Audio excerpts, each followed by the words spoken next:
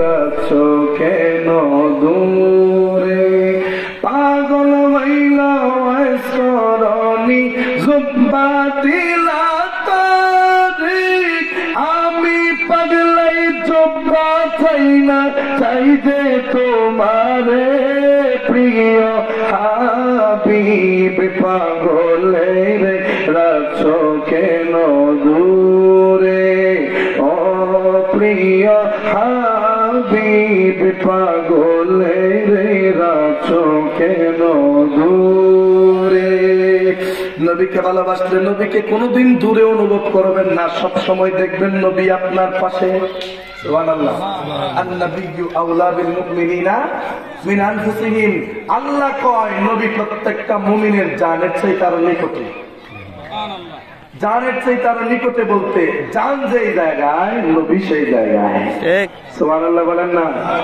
জান যেই জায়গায় নবী সেই জায়গায়। তো নবী তো মুমিনের সাথে আছে, যারা দেখতে পায় তারাই প্রকৃত মুমিন। আমরা দেখতে পাই না, কিন্তু আমরা অনুভব করি রাসূল আমাদের পাশেই আছেন। কথা ঠিক কিনা? রাসূলের সাহায্য, রাসূলের মাদাদ আমাদের পাশে যে আছে এটার জ্বলন্ত প্রমাণ কয়েকবারই পাইছি। ডাকাইতের হাত থেকে কতবার বাঁচছি, কত বিপদ থেকে কতবার আল্লাহ বাঁচাইছে, এতেই বুঝছি নবীর সাহায্য আমাদের কাছে কাছেই আছে। বলেন না মারহাবা? ওই নবীর সুন্নত আমাদেরকে পালন করার দরকার আছে না নাই? তো সুন্নতের বিষয়ে দুই একটা কথা বলি। এই যে দাড়ি, এটা কার সুন্নত? নবীর সুন্নত। টুপি কার সুন্নত? নবীর সুন্নত। না আব্দুর রাজ্জাক বিন ইউসুফ কইছে টুপি পরা ভারতের সংস্কৃতি, এটা নবীর সুন্নত না। নাউজুবিল্লাহ। জোরে কইনা নাউজুবিল্লাহ। এই আব্দুর রাজ্জাক বিন ইউসুফ তো এই কথা কইছে আমার নবীর পিতা এবং মাতা নাকি জাহান্নামে যাবে। নাউজুবিল্লাহ। নবীর বাপ মা যদি জাহান্নামে যায় এর বাপ মা কই যাব? কত সুন্দর করে কইতেছে, বুখারীর হাদিস। নবী দোয়া করে আল্লাহ আমার পিতা মাতাকে তুমি মাফ করে দাও। এটা হাদিসটা আমরা মানি। দোয়া করতেছে আল্লাহ আমার পিতা মাতাকে তুমি মাফ করে দাও। আল্লাহ কই নবী গো আপনার পিতা মাতার জন্য আপনি দোয়া করবেন না। নবী হাত নামিয়ে দিয়েছেন, দোয়া করেন নাই। নবীকে আল্লাহ বাধা দিছে যে দোয়া কইরো না, এতে বোঝা গেছে আল্লাহ তাদেরকে মাফ করবে না, কিন্তু দোয়া করতে নিষেধ করছে। তাকে কেমনে বুঝাইতাম? নবীর পিতামাতা নয়, শুধু আদম থেকে আমার নবী পর্যন্ত গোটা যে সিলসিলা, যে সাজরা, এই সাজরার গোটা সাজরার ভিতরে একজন বেঈমান ছিল না। সবাই ছিলেন ইমানদার। জোরে বলেন না সুবহানাল্লাহ। এখন এই হাদিসটা আপনি কোন দিক দিয়ে নিবেন, কোন ভাবে এটাকে আপনি মানবেন? দোয়া করেন নাই মানে কি আল্লাহ মাফ করে নাই? এটার ব্যাখ্যাটা কিভাবে দিতে হবে শোনেন। এই জন্যই তো সব মোল্লার ওয়াজ শুনলে ইমান হারা হয়ে যাবেন। আল্লাহ তাআলা নবীকে বললেন নবী গো আপনি আপনার পিতামাতার জন্য ক্ষমা চাইবেন না। নবী চাইলেন না, তার মানে কি মাফ করে নাই? কিভাবে একটু বোঝার চেষ্টা করেন। উপস্থিত আপনারা যারা আছেন, কেউ কাদরিয়া তরিকার মুরিদ, কেউ নকশিয়া তরিকার মুরিদ, কেউ নকশবন্দিয়া মুজাদ্দিদিয়া তরিকার মুরিদ, কেউ সোহরাওয়ার্দিয়া তরিকার মুরিদ, কেউ ওয়াইসিয়া তরিকার মুরিদ, এক একজন এক এক তরিকার মুরিদ। কিন্তু বলেন বাবা, আমরা কি কোনোদিন, আপনারা কি কোনোদিন এই কথা বলছেন বা শুনছেন যে আল্লাহ গো পীর আলে পীর দস্তগীর হুজুর গৌসে পাকের জীবনের গুনাহ মাফ করে দাও? বলেন কোনদিন কি শুনছেন আল্লাহ খাজা আজমিরের জীবনের গুনাহ মাফ করে দাও? আল্লাহ বাহাউদ্দিন নকশবন্দির জীবনের গুনাহ মাফ করে ওনাকে জান্নাতবাসী করো। আল্লাহ সৈয়দ মিরান শাহ তাতারীর জীবনের গুনাহ মাফ করে ওনাকে জান্নাতবাসী করো। আল্লাহ সৈয়দ নাসিরুল হক মাসুম সাহেবের জীবনের গুনাহ মাফ করে ওনাকে জান্নাতবাসী করো। এই দোয়া কোনদিন শুনছেন? শুনি নাই। কেন আমরা শুনিও নাই, আমরা করিও নাই। কেন করি নাই? কারণ হুজুর বড় পীর আব্দুল কাদের জিলানী ওনার জীবনের গুনার জন্য আমরা মাফ চাইব কেন? আল্লাহ তাআলা তো ওনাকে মাফ করেছেন, তো করেছেন ওই নিজের বন্ধু বলে কবুল করে নিয়েছেন। খাজা আজমিরের জীবনের গুনাহ মাফ চাওয়ার তো কোনো প্রশ্নই আসে না, কারণ আমরা মাফ চাওয়ার আগেই তো আল্লাহ মাফ করে দিয়েছেন। নাসিরুল হক মাসুম সাহেবের গুনাহ মাফ চাইব কেন? কারণ ওলি আল্লাহরা গুনাহ থেকে থাকেন মাহফুজ, আর নবীরা থাকেন গুনাহ থেকে মাসুম। নবীরা হচ্ছে মাসুম, ওলি আল্লাহরা মাহফুজ। ওলি আল্লাহদের দ্বারা ছোটখাটো যেই ভুলগুলি হয়ে থাকে এইগুলো আমার আল্লাহ যে কোনো মুহূর্তেই মাফ কইরা দেয়। অতএব আমরা দোয়া কইরা তাদেরকে ক্ষমা চাওয়াইতে হবে না, আমরা দোয়া কইরা তাদেরকে ক্ষমা চাওয়াইতে হবে না। সেম বিষয়টা আল্লাহর নবীর ক্ষেত্রে চলে আসছে। আল্লাহর নবী যখন বাবা আব্দুল্লাহ মা আমেনার জন্য আল্লাহর কাছে ক্ষমা চাইলেন, আল্লাহ কই ক্ষমা চাইবেন না গো নবী, হাত নামায় ফেলেন, কারণ আপনি ক্ষমা চাওয়ার আগেই তাদেরকে মাফ করে জান্নাতে ঢুকায়া দিছে। তো যাকে মাফ করে দিছি তার জন্য তো ক্ষমা চাওয়ার প্রশ্নই আসে না, কথা ঠিক কিনা?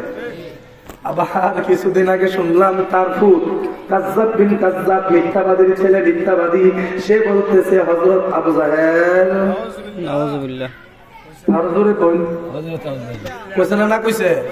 আর যদি প্রমাণ না দিতে আমার কইবেন হযরত আবু জাহেল। আবার কইতেছে আবু জাহেল তো মুসলমান আছে, খালি মুসলমান না, হাদিস আছে, হাদিস আমাদের সাথে আবু জাহেল। আচ্ছা বলেন, যারা আবু জাহেলের মতো কুখ্যাত বেঈমান কাফের নবীর দুশমনকে হাজী সাহেব মুসলমান বলে সাব্যস্ত করতে পারে, তারা কি কোনদিন মুসলমানের বন্ধু হতে পারে? তারা মুসলমানের শত্রু, ইহুদি খ্রিস্টানের দালাল, কথা ঠিক না ঠিক? তারা এগুলো প্রচার করার জন্য আসছে। আচ্ছা আপনারা যারা এখানে উপস্থিত আছেন, মই মুরব্বী আমি, মানুষ মারা গেলে আপনারা লাশ কবরে নামান কোন দিক থেকে? জীবনে শুনছেন কোনদিন পায়ের পাশ থেকে নামান? কবরের যে নিচটা, বিছানাটা, এটা কি মাঝখান দিয়া টুলের মতো গাঁথা করে দেওয়া হয় না লেভেল থাকে? লেভেল থাকে। কিন্তু মুজাফফর বিন মুহসিন নবীর দুশমনে কি কয় জানেননি? কয় লাশ পশ্চিম দিক থেকে নামানো এটা সুস্পষ্ট বেদাত, লাশ নামাইতে হবে পায়ের পাশ থেকে। আবার কয় মাঝখানে কি রাখতে হবে? একটু গাঁথা করে রাখতেই যেন মানে পশ্চিম দিকে করত দিয়া গুম পাতাইন যা, মানে লাশ সোজা গুম পাতাইন যেত না, করত দিয়া গুম পাতাই দিব। এই সমস্ত ফতোয়া শুনছেন জীবনে? আবার দেখা গেছে সে নরম ভাষায় বলে নাই, শক্ত ভাষায় কইছে উচিত করে শোয়ানি বেদাত, পশ্চিম দিকে নামানো বেদাত, পায়ের পাশ থেকে নামাতে হবে আর কাপ করায় শোয়াইতে হবে। আচ্ছা বলেন, আমরা পশ্চিম দিক থেকে নামাইয়া লাশটারে কবরে সিট করায় শোয়াইয়া মাথাটা কোন দিকে দিই? এটাই তো মেইন। তার মাথাটা চেহারাটা কেবলামুখী থাকবে, তো আমরা চেহারাটাকে কেবলামুখী করে দিয়ে আসি। কিন্তু এই সমস্ত মাসাআলা, এই সমস্ত ফতোয়া ফাইলো কই? অথচ না কোরআনের রেফারেন্স আছে, না হাদিসের রেফারেন্স আছে, না কোন উলামায়ে কেরামদের রেফারেন্স আছে। কোন রেফারেন্স ছাড়া আন্দি গুন্দি ফতোয়া দেয়া দেয়, পাবলিকেও কয় ঠিক ঠিক ঠিক। বাবারা আমার, এই জন্য এই আখিরি জামানায় ঈমান আমল নিয়ে কবরে যাওয়াটা অত্যন্ত সৌভাগ্যের বিষয়, যাওয়াটা অত্যন্ত সৌভাগ্যের বিষয়, কঠিন তো। এই জামানায় ঈমান আমল কিভাবে হেফাজত করবেন? কারণ 50 টাকা হাদিয়ার লোভে ওয়াহাবি বেড়া ইয়ে করে, কি কয়, মিলাদ কিয়াম করে, আছে না নাই? তাহলে আপনি চিনবেন কেমনে? এই জন্য বলি বাবা, এই মিলাদ কিয়াম দরুদ সালাম এইগুলি দিয়ে আসল নকল চিনার কোন উপায় নাই। এই জন্য বলি, যে কোনো হক্কানি আল্লাহর ওলির ফিস ধরেন, যে কোনো হক্কানি পীর ও মুর্শিদের ফিস ধরেন। আমি এক পীর সাহেবরে বললাম যে হুজুর, সবাই তো সব ভুল বক্তব্যের জবাব দেয়, তো আপনার তো যোগ্যতা আছে, আপনি একটা কাজ করেন, আপনিও এটার জবাব দেন। পরে তিনি আমাকে একটা কথা বলছেন, কথাটা আমার খুব ভালো লাগছে। যারা ভুল করতেছে তাদের ভুলের জবাব দেওয়ার জন্য কি সুন্নি জামাতে আরো আলেম নাই? আমি তো আছে, তারা জবাব দিতেছে না? আমি তো দিতেছে। তাইলে আমি দেব না। আমি বললাম কেন? আমি তো নৌকার মাঝি। আমি কি নৌকার মাঝি? আমি তো একজন পীর, আমি তো নৌকার মাঝি, বইটা ধরে রাখছি। এখন আমি যদি এখান থেকে টেলারাচারা করি তো পুরো নৌকা ডুববো। এই জন্য আমাকে আমার জায়গায় থেকেই আমার ফতোয়া আমাকে দিতে হবে, তাদের মতো লাফালাফি করলে তো আর চলবে না। এই জন্য দেখবেন পীর ও মুর্শিদ যারা, হক্কানি আল্লাহর ওলি যারা, তারা তেমন একটা নাড়াচাড়া করে না, চুপচাপ বসে থাকে। কারণ মানুষের প্রয়োজন হলে তো মানুষ তার কাছে যাবেই, কথা ঠিক না ঠিক? বাবারা আমার, আল্লাহর ওলিগণ যেই জায়গায় ঘুমিয়ে আছেন, আল্লাহর ওলিগণের যেই জায়গায় মাজার শরীফ আছেন, ওই মাজার শরীফ কিন্তু বাবা সাফা এবং মারওয়ার চাইতে দামি। সুবহানাল্লাহ। সাফা এবং মারওয়া দুইটা পাহাড়। যারা হজ করছেন তারা জানেন, সাফা মারওয়া দুই পাহাড়ে দৌড়াদৌড়ি না করলে কিন্তু হজ হয় না। এই দৌড়াদৌড়ি করাটা, সাই করাটা কিন্তু ওয়াজিব।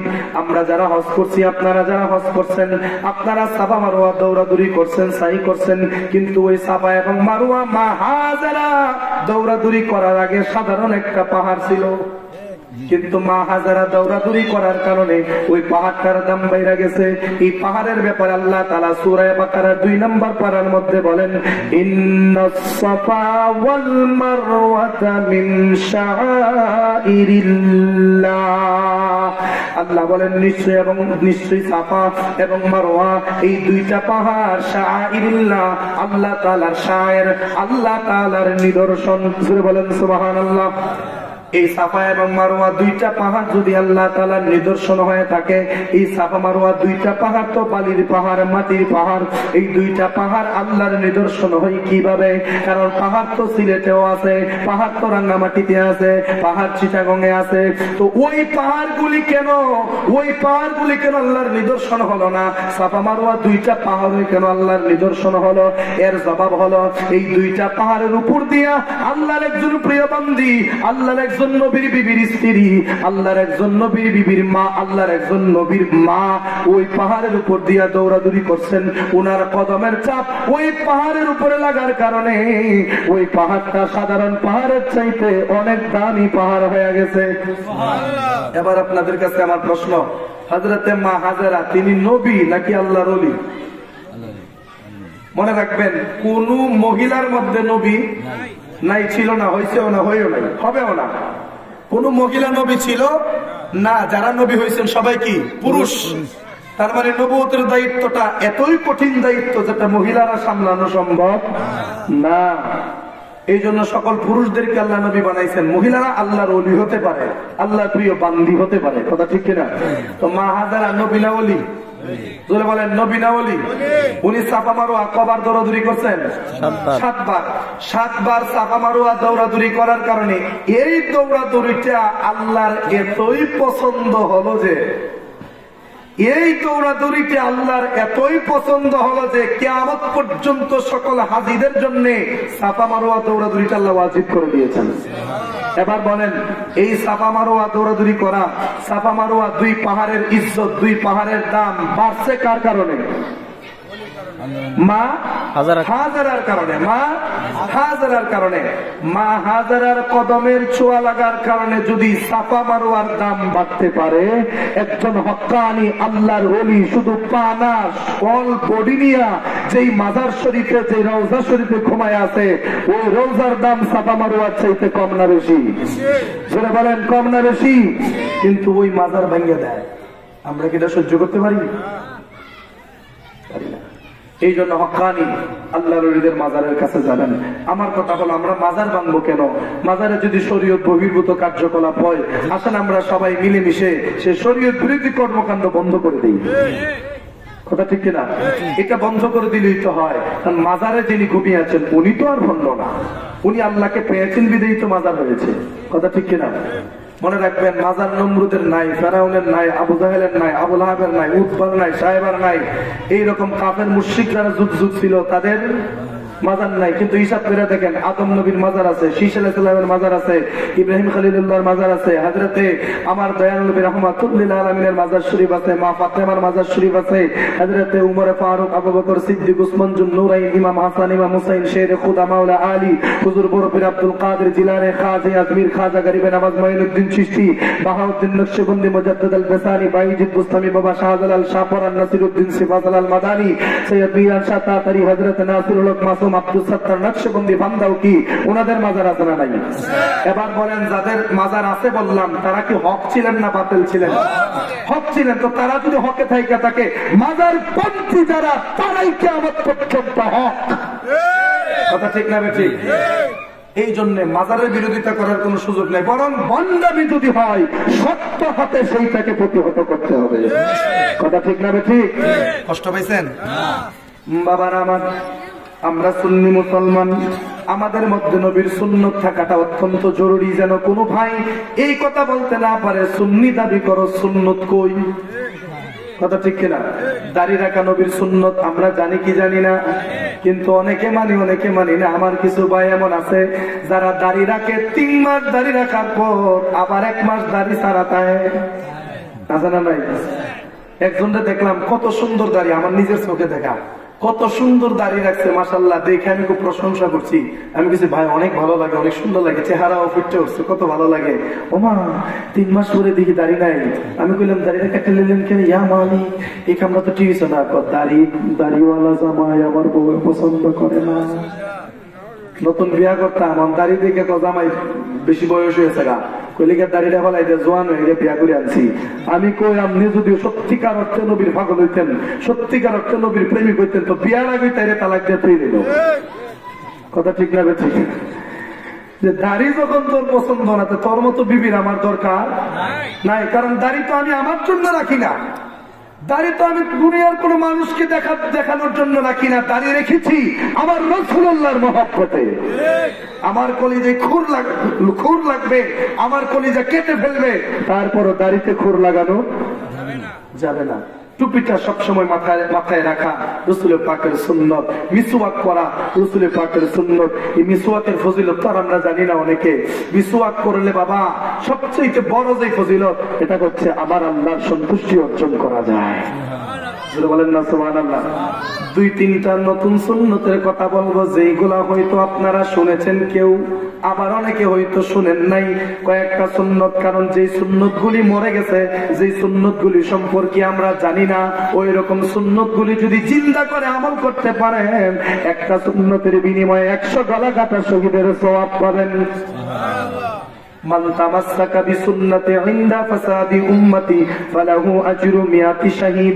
নবী ডাক দিয়া বলেন, আমার উম্মতের দূর অবস্থার সময়, যেই সময় আমার সুন্নতের অনুসরণ মানুষ করবে না, মানুষ বেদাতের মধ্যে লিপ্ত হয়ে যাবে, মানুষ শিরকের মধ্যে লিপ্ত হয়ে যাবে, মানুষ আধুনিকতার ছোঁয়ার মধ্যে পড়ে আমার সুন্নতগুলি ধীরে ধীরে ভুলে যাবে। ওই কঠিন অবস্থায় আমার যে উম্মত, আমি নবীর একটা মাত্র সুন্নতকে জিন্দা করতে পারবে, একটা মাত্র সুন্নতের উপরে আমল করতে পারবে, ওই উম্মতের আমল নামায় আমার আল্লাহ একটা নয় 2টা নয় 100 গলা কাটা শহীদের সওয়াব দান করবেন। সুবহানাল্লাহ। তো দাড়ি রাখা সুন্নত, টুপি পরা সুন্নত, পাঞ্জাবি পরা সুন্নত, পায়জামা পরা সুন্নত, সালাম দেওয়া সুন্নত, রাস্তার ডান পাশে হাঁটা সুন্নত, এগুলো তো আমরা জানি। কিন্তু আনকমন কয়েকটা সুন্নতের কথা কই।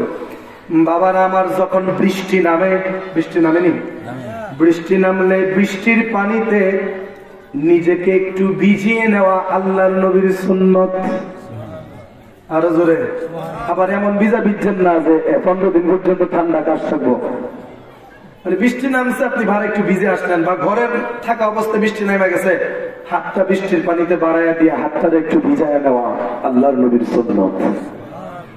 যখন বৃষ্টি আসতো আল্লাহর নবী হাত মোবারক এইভাবে বের করে দিতেন, দিয়ে নবীজির হাত মোবারক ভিজাইতেন, আর বৃষ্টির সময় আল্লাহর নবী আল্লাহর কাছে দোয়া করতেন। কিন্তু বৃষ্টির সময় আমরা কি এগুলা করি? বৃষ্টি যখন নামে কানে একটা হেডফোন, কানে ইয়ারফোন বা হেডফোন যাই বলেন, কানের মধ্যে লাগাইয়া, যারা বিট বেশি দেয় এটা লাগাইয়া দেখো, ও ডিজে একটা গান বাজা। কথা ঠিক কিনা? কানের মধ্যে হেডফোন লাগাইয়া ডিজে গান শুনে আর সিনেমা দেখে, নাটক দেখে, অথচ ওই সময় দোয়া করা আল্লাহর নবীর সুন্নত। বৃষ্টি পড়তেছে, আপনি দোয়া করতেছেন, ওই মুহূর্তে যদি খালেস দিলে কোনো দোয়া আল্লাহর কাছে করতে পারেন, ওই দোয়াটাই আমার আল্লাহর দরবারে কবুল। আরেকটা সুন্নতের কথা কই, এতদিন এই সুন্নতটা কইলে আমি একটু শর্মাইতাম। কেন শর্মাইতাম জানেননি? কারণ অতদিন তো আসলাম অত্র দলের, তখন হয়েছে আরেক দলের বলতে বুঝছেন নি, অতদিন আসলাম ইয়াং ফলাবান্তের দলের, রহনায় করছি মুরব্বীর দলের। তো এতদিন এই সুন্নতের কথা কইলে অনেকে আমার কুসাইতো, আগে বিয়াটা করে লইন না, এরপরে কইবেন না, তখন তো আল্লাহর আমাদের কাম টাম সেরে দিয়েছি, তখন কইতে তোর আপত্তি নাই। কথা ঠিক কিনা? সুন্নত হচ্ছে যারা বিবাহ করছেন, এই সুন্নতটা আপনারা যদি পারেন পালন করবেন। সুন্নতটা হলো রাত্রের নিশিকালে যখন মানুষ সবাই ঘুমায়া যাবে, অথবা ধরেন রাত্র নিশি হয়ে গেছে, তেমন লোক সমাজের কোনো কথাবার্তা আওয়াজ টাওয়াজ নাই, ওই সময় নিজের বিবির হাত ধরে বাড়ির উঠানের কোনা কানা একটু হাঁটাহাঁটি করা। বলেন না সুবহানাল্লাহ। আচ্ছা বলেন, আপনারা যারা 50, 60, 70, 80 বছর হয়ে গেছে, কতদিন বিবিরে হাত ধরে উড়ান একটু ঘুরাইছেন? এটা কিন্তু নবীর সুন্নাত। নিজের বিবির হাত ধরে উঠানের কোনা কোনা একটু হাঁটাহাঁটি করা, একজন আরেকজনের সাথে ভালোবাসা বিনিময় করা, এটা নবীর সুন্নাত। সুবহানাল্লাহ। যদি আপনারা এই সুন্নতটা আদায় করতে চান, গোপনে আদায় করে ফেলবেন, কেউ যাতে না জানে। কথা ঠিক কিনা? এতে স্বামী স্ত্রীর মধ্যে ভালোবাসা কমবে না বাড়বে? বাড়বে। আর সবসময় স্বামী স্ত্রী ভালোবাসার সম্পর্কের কথা বলবেন, মধুর মধুর কথা বলবেন। আল্লাহর নবীর সুন্নত আদায় হবে, স্বামী স্ত্রীর ভালোবাসা বৃদ্ধি পাবে, সওয়াবেরও অধিকারী হবেন। জোরে বলেন সুবহানাল্লাহ। আর অন তো এই নিয়ম নাই। অন মোবাইল মেরিয়া জামাই বউরে ফিস দিয়া এক পাশ দিয়া মোবাইল টিপে, বউ জামাইরে ফিস দিয়া আর এক পাশ দিয়া মোবাইল টিপে। স্বামী স্ত্রী দুইজন এক বিছানায়, কিন্তু দুইজনের মন কোনোদিন এক হয় নাই। আছে না নাই? এই জন্যই বর্তমানে ডিভোর্সের সংখ্যা বেশি, বর্তমানে তালাকের সংখ্যা বেশি, বর্তমানে বেশিরভাগ সংসারে অশান্তি একমাত্র এই অনলাইন মোবাইল ফোনের কারণে। কথা ঠিক না ঠিক? আগের যুগের মুরব্বীরার বিবাহের সম্পর্ক 1 বছর না 2 বছর না 50 বছর হয়ে গেছে, কেউ 60 বছর হয়ে গেছে। এর ভিতরে কত দরবার হয়েছে, কত কিছু হয়েছে, কিন্তু স্বামী স্ত্রী কোনোদিন ছাড়াছাড়ি হয় নাই। কিন্তু এখন দেখা যায় বিয়ে আজকে করছে, 3 দিন পরে বউ জামাইরে ছেড়ে দিয়ে বসছে। সচরাচর চলতেছে এগুলা। এর মূল কারণ হচ্ছে আধুনিকতা। এই আধুনিকতা আমাদেরকে সুন্নত থেকে ফিরিয়ে নেওয়ার কারণে, সুন্নত থেকে দূরে সরায় দেওয়ার কারণে, এই আধুনিকতার ছোঁয়ার মধ্যে পড়ে, এই সুবলের মধ্যে পড়ে আমাদের ঈমান, আমাদের আমল, আমাদের জীবন, আমাদের যৌবন, আমাদের সময়, আমাদের সবকিছু শেষ হয়ে যাইতেছে। কথা ঠিক না ঠিক? এই জন্য অনুরোধ করব, যতদূর সম্ভব নবীর সুন্নতের উপর আমল করার দরকার আছে না নাই? বাবার আবার এই ফান্দাউদ দরবার শরীফ, এই দরবার শরীফ সম্পর্কে কিছু কথা না বললে হয় না। যেই দরবার সত্যিকার অর্থে হক দরবার। বলেন আপনারা, এই দরবারে কোনো ভণ্ডামি আছে? এই দরবারে কোনো ভণ্ডামি আছে? নাই। এই যে লক্ষ লক্ষ মানুষ এই উরুস মাহফিলে হয়, কোনদিন কখনো অঘটন ঘটছে শুনছেন? শুনেন নাই। কারণ ওইভাবেই দরবারকে পরিচালনা করার কারণে একটা হক দরবার আমাদের উপজেলাতে আছে। কথা ঠিক না ঠিক? শুধু একটা না, বহু দরবার হক দরবার আছে। বহু হক দরবারের মধ্যে একটি দরবারের নাম হচ্ছে ফান্দাউদ দরবার। এই ফান্দাউদ দরবারের মুরিদ আপনারা যারা, আপনারা কিন্তু ভাগ্যবান। কেন ভাগ্যবান জানেন? কারণ আওলাদে রসুলের হাত ধরছেন। এক তো আল্লাহর ওলি, এক তো পীর, আর এক হচ্ছে তিনি আওলাদ রসুল। সরাসরি যার দেহে রসুলের পাকের রক্ত মোবারক বইতেছে। আওলাদ রসুলের ছায়া তলে আমাদের আসার দরকার আছে না নাই? আওলাদ রসুলের পাশাপাশি থাকার দরকার আছে না নাই? এসো মুসলিম দলে দলে আওলাদ রসুলের ছায়া তলে, এসো মুসলিম দলে দলে ফান্দাও কি পীর সাহেবের ছায়া তলে। ভালোবেসে ছায়া নিলে, ভালোবেসে ছায়া নিলে সর্বকাজে শান্তি মিলে।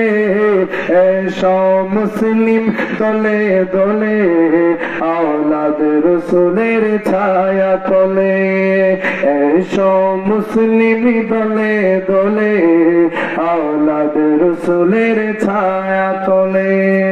ইল্লাল মাওয়াদ্দাতা ফিল কুরবা মহানি প্রভু কয়, ওই শিবানী আল কোরআন বিশ্বাস যদি নয়। ইল্লাল মাওয়াদ্দাতা ফিল কুরবা মহানি প্রভু কয়, ওই শিবানী আল কোরআন বিশ্বাস যদি নয়। আহলে বায়াতকে ভালোবাসতে, আওলাদে রসুলকে ভালোবাসতে, এই আয়াতে আল্লাহ বলে, এসো মুসলিম দলে দলে আওলাদ রসুলের ছায়া তলে।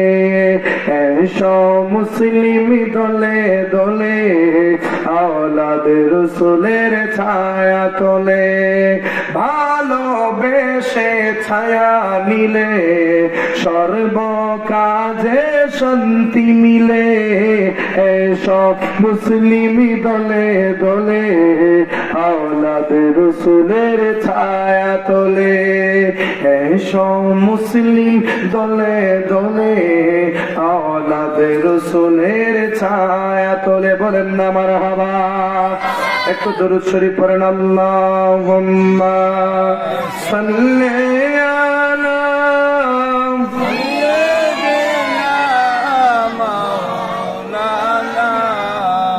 محمد وعلى آل سيدنا مولانا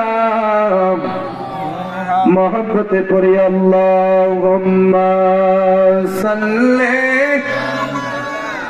سيدنا مولانا محمد وعلى آل سيدنا مولانا محمد বাবার আমার আযানের সময় হয়ে যাচ্ছে আর আমিও শারীরিকভাবে অসুস্থ আমার নাক মুখ সব কিন্তু বন্ধ অনেক দিন ধরেই তো আল্লাহ তাআলা সুস্থ করেন আবার অসুস্থ হয়ে যায় সুস্থ হইলেই তো চিল্লাইল লাগে তো পরিপূর্ণ সুস্থ হওয়ার আগেই চিল্লাইলে আবার যদ্দুরা ছিল তদ্দুরে চইলা যায় তো আপনারা দোয়া করবেন আল্লাহ যেন সুস্থতার সাথে সুন্নিয়তের খেদমতে কবুল করেন বলি আমিন কারণ সুস্থ না থাকলে আপনি বলবেন কিভাবে আর বলতে না পারলে আপনারা শুনবেন কিভাবে কথা ঠিক কিনা এই জন্য সমস্ত আলেম ওলামার জন্য আপনারা দোয়া করবেন সমস্ত পীর বুজুর্গের জন্য দোয়া করবেন আল্লাহ যেন তাদেরকে জানে মালে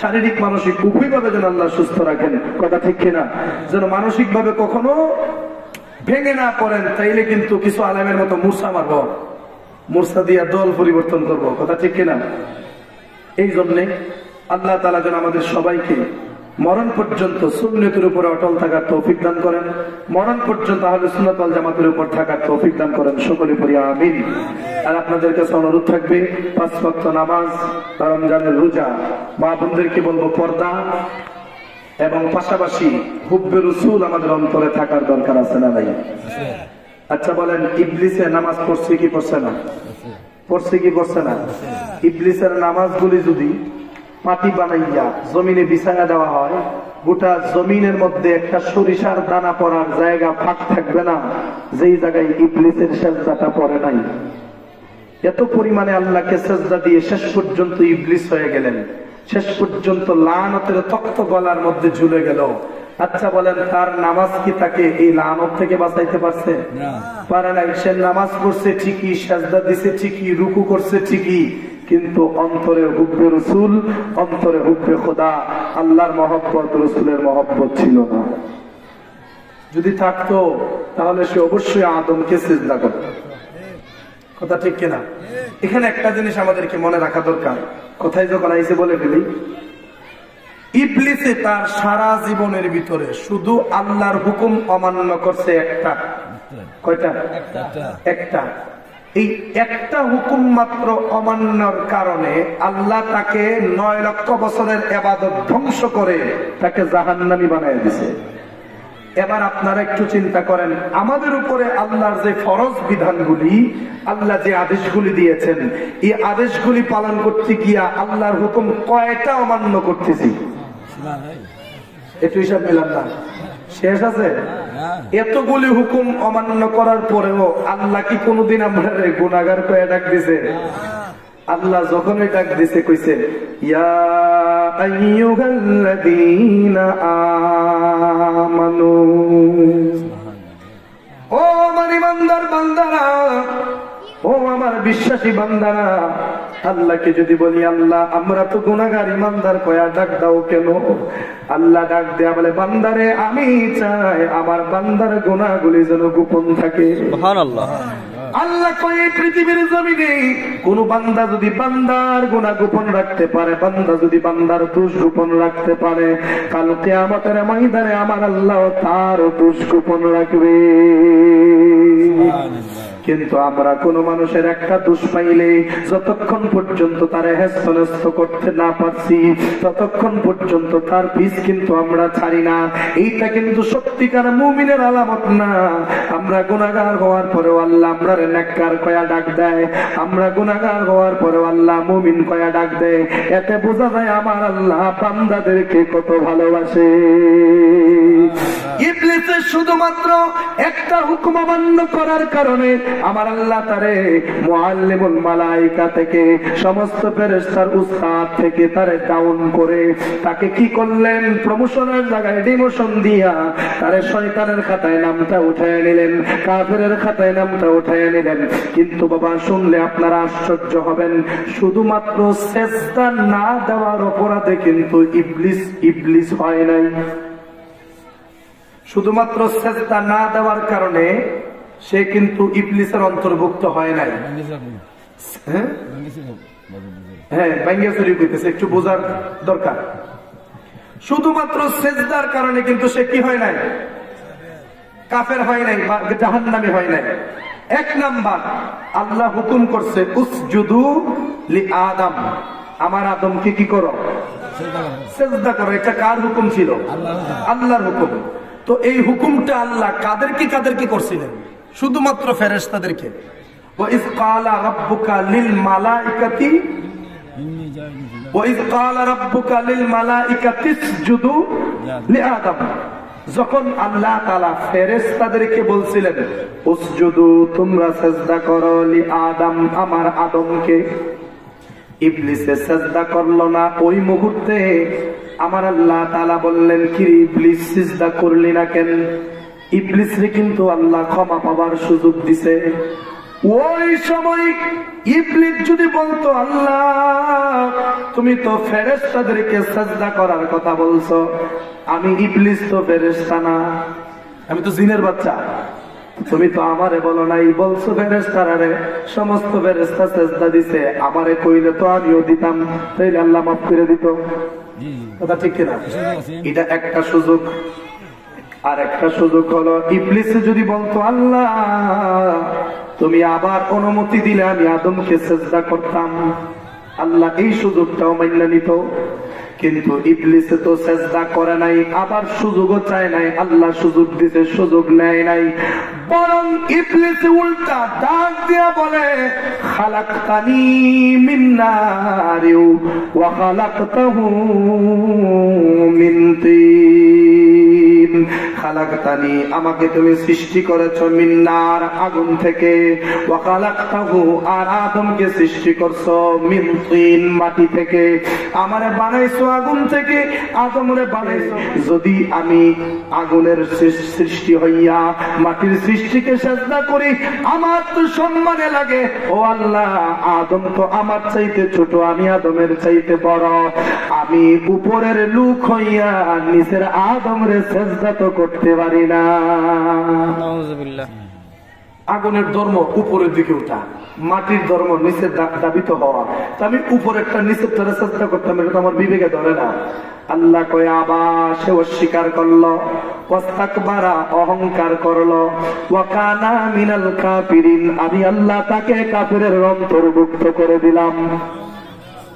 একটু বোঝার চেষ্টা করেন। ইবলিসে তো ভাবছে যে আদমকে সিজদা দেওয়ার জন্য আল্লাহ বলছে, কিন্তু হাকিকত যদি আপনি তালাশ করেন, মূলত সিজদাটা আদমের ছিল না, সিজদাটা ছিল নূরে মুহাম্মদী। সুবহানাল্লাহ, জোরে বলেন না সুবহানাল্লাহ। কারণ আদমকে বানাইছে, বানাইয়া খাঁচা রুদ্রে শুকাইতে দিছে, খাঁচা শুকাইছে, 120 হাত লম্বা বডি, 120 হাত লম্বা বাপ আদম। ওই আদমের পায়ের ছাপ প্রস্থের দিক দিয়া 5 ফুট। সুবহানাল্লাহ, প্রস্থের দিক দিয়া কত? 5 ফুট। লম্বাটা কত রইব? এত বড় হচ্ছে পায়ের ছাপ। এখন ওনার পায়ের ছাপ যদি এত বড় হয়, দেহটা যদি 120 হাত লম্বা হয়, নাকের ছিদ্রগুলা কত বড়? জোরে বলেন না আল্লাহু আকবার। ওই ছিদ্র দিয়ে ইবলিস ঢুকছে। কেন সিজদা করছে না? কারণ আছে। ইবলিস ঢুকছে, ঢুকে গিয়ে দেখো মা এর ভিতরে কুস্তা নাই, খালি একটা খাঁচা। ইবলিসের দেখিয়েছে এর ভিতরে কুস্তা নাই, কিন্তু ইবলিসে যখন ঢুকছে তখন তো আসল জিনিস আদমের ভিতরে দেয়ই নাই। কথা ঠিক কিনা? পরবর্তীতে আল্লাহ রুহুকে হুকুম করলেন, রুহু তুমি আদমের ভিতরে প্রবেশ করো। রুহু ঢুকছে, সাথে সাথে বের হয়ে গেছে। আল্লাহ ডাক দেয়া কই, রুহু তুমি ঢুকলা না কেন? আল্লাহ আদমের পয়দার পরে হুকুম করে রুহুর তরে, যাওরে রুহু আদমের অন্তরায়। অন্ধকার দেখতে আর রুহু কাঁদিতেছে, ওহো ওহো অন্ধকারে থাকা বিষন্দায় গো সময় যায়। পরদরুদ নবী মুস্তাফায়, পরদরুদ নবী মুস্তাফায় গো সময় যায়। পরদরুদ নবী মুস্তাফায়, বলেন না মারহাবা। ইবলিসে ঢুকলো, ঢুকার পর অন্ধকার থেকে বের হয়ে গেল। আল্লাহ কই ইবলিসে থাকলা না কেন? আল্লাহ আমি তো রুহু নূরের জগতে থাইকা অভ্যাস, আমি রুহু আলোর মধ্যে থাইকা অভ্যাস, আমি অন্ধকারে থাকতে পারি না। আল্লাহ আদমের ভিতরটা অত্যন্ত ভয়াবহ অন্ধকার, ওই অন্ধকারের ভিতরে আমার থাকা সম্ভব হবে না। আমার আল্লাহ তাআলা আমার নবীর নূরে মুহাম্মদী বাবা আদমের সিনার মধ্যে দিয়া দিলেন। আমার নবীর নূরে মুহাম্মদী আদমের সিনার মধ্যে দিয়া পুরো দেহটারে আলোকিত করে রূহকে হুকুম করলেন, রূহ এবার তুমি একটু ঢুকো। রূহ কই আল্লাহ মাফ চাই, দোয়া চাই, ঢুকতে পারবো না। আল্লাহ কই রূহ আবার ঢুইকা ওই দেখো না। রূহ বলে আল্লাহ ঠিক আছে, যদি অন্ধকার থাকে বের হয়ে আসবো, তোমার যা ইচ্ছা কইরো, এবার একটু ঢুইকা দেখো। রূহ যখন আদমের ভিতরে প্রবেশ করছে, আদমের ভিতরে প্রবেশ করার পর দেখে গো এমন নূরানি একটা দেহ, এত সুন্দর দেহ দেখা রুহু যে ভিতরে ঢুকলো। আমার আল্লাহ তাআলা বাহির থেকে ডাকে, রুহু বের হয়ে আয়, বের হয়ে আয়, বের হয়ে আয়। রুহু ডাক দেখ, আল্লাহ তুমি যতই ডাকো না কেন ঢুকছি তো আর কোনোদিন বের হব না। ফকিরে এতক্ষণ তো থাকতে চাইছিলি না, এখন বের হয়ে আস না কেন? রুহু ডাক দেয়া কয়, আল্লাহ আদমের ভিতরে যেই আলো দেখতে পাচ্ছি, যেই নূর দেখতে পাচ্ছি, আমি এতদিন যেই নূরে ছিলাম ওই নূরের চাইতে এই নূরটা আরো পাওয়ারফুল দেখা যায়। এখানে আমি আরো বেশি শান্তি পাইতেছি। আল্লাহ এখান থেকে আমি আর বের হব না। আল্লাহ ডাক দেখো, বের হবি না কেন? আল্লাহ আমি বের হতে চাই না, আমি আদমের ভিতরে থাকতে চাই। এই জন্য কোনো মানুষ মরতে চায় না, পরাণ পাখি তার ভিতরে থাকতে চায়। কথা ঠিক না রে? ঠিক। রুহু সবার ভিতরে থাকতে চায়। জ্বর হইলে নাফা খাইলে বালা হয়ে যায়। একদম মৃত্যু পথের যাত্রী রুহু বের হয় না, কারণ রুহু ভিতরেই থাকতে চায়, বের হতে চায় না। কিন্তু আল্লাহ কয় লা ইস্তাখিরুনা সাআত যখন তোমার মৃত্যুর সময় হয়ে যাবে, এক সেকেন্ড আগেও করা হবে না, এক সেকেন্ড পরেও করা হবে না। যতই তুমি বের হতে চাও না কেন, যতই তুমি বের হতে না চাও না কেন, তোমাকে সময় বলে বের হয়ে আসতে হবে। যদি তোমার সময় এক সেকেন্ড অবশিষ্ট থাকে, কোনো মানুষ তোমাকে মারতে পারবে না, কোনো মানুষ তোমাকে হত্যা করতে পারবে না। আর যদি তোমার সময় শেষ হয়ে যায়, কোনো মানুষ তোমাকে বাইন্ধাও রাখতে পারবে না, তোমাকে চিকিৎসা করায় কোনোভাবে আর রাখতে পারবে না। আমার নিজের চোখে দেখা সুস্থ মানুষ হঠাৎ করে মইরা যায়, সুস্থ মানুষ হঠাৎ করে কবরের যাত্রী হয়ে যায়। কিন্তু অসুস্থ মানুষ, যার মরণটা বাচ্চা থাকার চাইতে ভালো, যার মইরা যাওয়াটা বাচ্চা থাকার চাইতে ভালো। কারণ বিছানায় প্রস্রাব করে, বিছানায় পায়খানা করে, বিছানার মধ্যে একদম বিছানা নষ্ট করে দেয়, নিজে নিজের চলা চলতে পারে না, নিজের খাবার নিজে খাইতে পারে না, নিজের প্রস্রাব পায়খানা নিজে করতে পারে না, আরেকজনের সাহায্য লাগে। দেহটা পচে গেছে, কোমরের নিচটা পচে গেছে, কোমরের উপরটা পছন্দ ধরে গেছে, চেহারার মধ্যেও পছন্দ ধরে গেছে। এখন বলেন বাবা, ওই লোকটা বাইচা থাকার চাইতে মইরা যাওয়াটা ভালো না খারাপ? ওই লোকটা মইরা যাওয়াটা ভালা। কিন্তু ওই লোকটার আল্লাহ 1 বছর না 2 বছর না, এই ফাঁসা গলার মধ্যে আমার আল্লাহ ওই লোকটারে বাঁচায়া রাখছে 4 থেকে 5 বছর। আল্লাহ ডাক দেখো, তুই মরার জন্য যতই চেষ্টা করস, তুই মরার জন্য যতই চেষ্টা করস না কেন, তোর আয়ু যতটুকুন বরাদ্দ ছিল এর বাহিরে তোর মৃত্যু কোনোদিনও হবে না। এই কষ্ট তোকে সহ্য করতেই হবে। আবার কিছু মানুষ যার বাইচা টাকাটা অত্যন্ত গুরুত্বপূর্ণ, যে বেঁচে থাকলে অত্যন্ত উপকার হবে, যে বেঁচে থাকলে অত্যন্ত ফায়দা হবে, তার বাইচা টাকাটা জরুরি। তার মরার কোন এরকম আলামত নাই। সুস্থ মানুষ, সবল মানুষ, সুঠাম দেহের মানুষ বাজারে গেছে, হঠাৎ করে কই বুকে ব্যথা করে, বাড়িতে আনতে আনতে রাস্তার মধ্যে দুই চোখ বন্ধ করে দুনিয়ার থেকে বিদায় হয়ে গেছে। এবার বলেন বাবা, আমার আল্লাহ যে বলল লা ইস্তাখিরুনা সাআতাও ওয়া লা ইস্তাকদিমুন, এক সেকেন্ড আগেও করা হবে না, এক সেকেন্ড পরেও করা হবে না। তার মানে আপনি পয়সা থাকার জন্য যতই চেষ্টা করেন সময় আসলে পড়তে হবে। আপনি মহিলা যাবার জন্য যতই চেষ্টা করেন সময় না আসা পর্যন্ত মরারও সুযোগ নাই। কথা ঠিক কিনা? ওই যে রূহ যে ঢুকছিল আদমের ভিতরে, নূর দিকে আর বাইরে না। এবার বলেন, প্রত্যেকের দেহে নবীর নূর আছে না নাই? আর এই নূর, এটা গুরুত্বপূর্ণ কথা। এখন যে কথাটা বলবো এটা মাথায় রাখবেন। যার অন্তরে হুব্বি রসুল আছে, যার অন্তরে রসুলে পাকের ভালোবাসা আছে, এই ভালোবাসাটা হচ্ছে রসুলে পাকের নূর। এই নূর যার সিনার মধ্যে আছে, ওই সিনার নূর ওই বান্দার চেহারাই ফুটে ওঠে। এই জন্য দেখবেন সুন্নি যত আলেম আছে, চেহারা দেখলে শান্তি লাগে। বান্দাকে লাল সাপ কোন আর সালে আহমদ মামুন সাপ কোন বা মঈনুদ্দিন আহমদ আল হুসাইন, উনি বলেন এদেরকে দেখলেই তো কেমন যেন একটা মায়া লাগে। কথা ঠিক কিনা? এতেই বোঝা যায় তাদের ভেতরে হুব্বি রসুল আছে, দুশ্মনী নাই। আর যাদের দুশ্মনী আছে, যত সুন্দর চেহারাই হোক, দেখলে কেমন যেন একটা ঘাটতি ঘাটতি লাগে। কথা ঠিক কিনা? আর সুন্নি আলেমদের দেখলে তো শান্তি লাগে, কারণ অন্তরের নূরটা চেহারাই ফুটে উঠছে। এই জন্য বাবা, যার ভেতরে রাসূলুল্লাহর মহব্বত যত বেশি, সে পৃথিবীতে নয় আমার আল্লাহর কাছে তত বেশি দামি। চিৎকার মেরে বলেন সুবহানাল্লাহ। তো বাবা, আজান হয়ে গেছে, পাশের মসজিদ আজান হবে। তো আল্লাহ তাআলা যেন আমাদের সবাইকে বোঝার তৌফিক দেন, বলে আমিন।